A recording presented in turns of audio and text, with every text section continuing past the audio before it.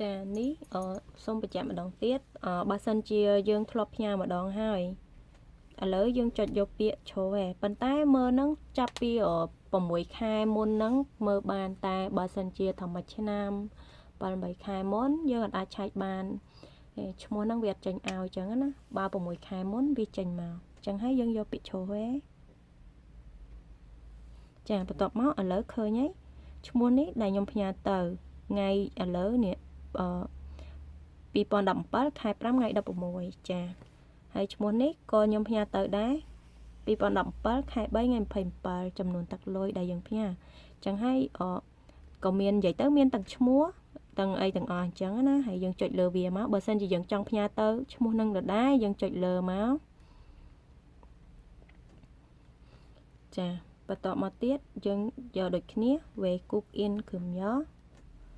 ចាហាក់ in ចាឥឡូវនេះយើងចុចលើហ្នឹងហើយបន្ទាប់មកយកលេខគណនីយើងបន្ទាប់មកទៀតនេះលេខសម្ងាត់4ខ្ទង់របស់យើង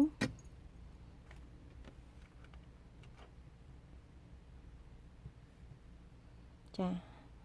លេខសម្ងាត់4ខ្ទង់ហើយចំនួនទឹកលុយឧទាហរណ៍1000ចាយើងផ្ញើ1000ហើយនេះនៅដដែលឈ្មោះដែលយើងធ្លាប់ផ្ញើគឺមានស្រាប់អត់ពិបាកដូចលើកដំបូងដែលយើងផ្ញើយើងត្រូវបំពេញច្រើនប៉ុន្តែនេះយើងធ្លាប់ផ្ញើម្ដងពីរដងហើយវាចេញឲ្យអញ្ចឹងយើងអត់មានត្រូវបំពេញអីច្រើនទេលេខសម្ងាត់4ខ្ទង់ហើយមិញហ្នឹងគឺចំនួនទឹកលុយចាបន្ទាប់មកភ្ញាក់ធនាគារក៏ដដែលបន្ទាប់មកទៀតយើងត្រូវមើលលេខទូរស័ព្ទចាលេខទូរស័ព្ទយើងត្រូវហើយតែវាអត់មានខាងកតុយអញ្ចឹងយើងនៅថែមលេខកតុយទៀតមកចាអូខេចាប៉ុណ្្នឹងហើយ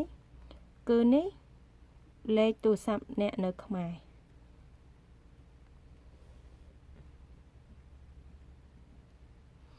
ចាតបមកទៀតអស់ហើយគឺយើងចុចពាក្យសុំគឹមចាដោយសារឥឡូវនេះវាជាការឧទាហរណ៍គឺចុចមកវាអត់ចេញអីមកឲ្យទៀតទេ